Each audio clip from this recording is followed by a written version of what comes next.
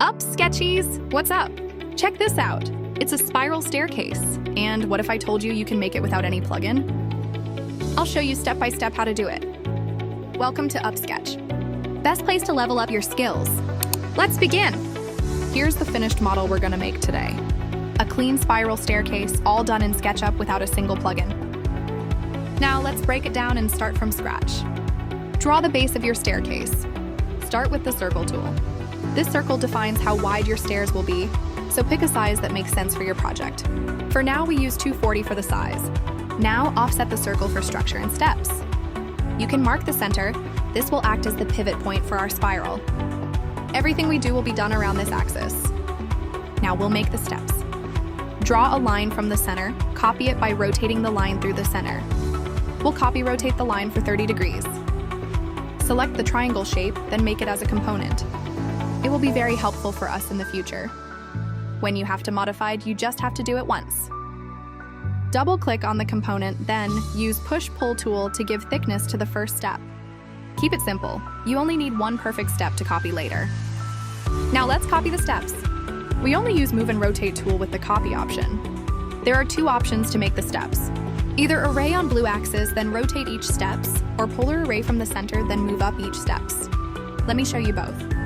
First method, copy step upward along the blue axis, then array it based on your floor-to-floor height or however many steps you need. After that, rotate each step to make the full staircase. But it'll take more time to do it. The other method is to do polar array to make the steps. For a 30-degree angle, array the step 11 times and you'll get the full circle. Select all steps and you can choose to set them as group or a component. Open the group, then move them up to match your step height. It's way faster and simpler than the first method, right? If you need more steps, you can just copy the group of the steps. And you've got all steps for the spiral staircase. Simple and easy, isn't it?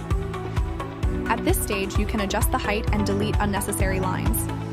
Before we continue, don't forget to hit like and subscribe button to support this channel. Now for the curved wall outside the staircase. Double-click the step component. Copy the outermost part and paste it outside the group. If you haven't made one in the beginning, use the offset tool to create one and adjust its thickness. Metal plate and glass will be much more slimmer than the wall. Next, extrude it as high as the next step.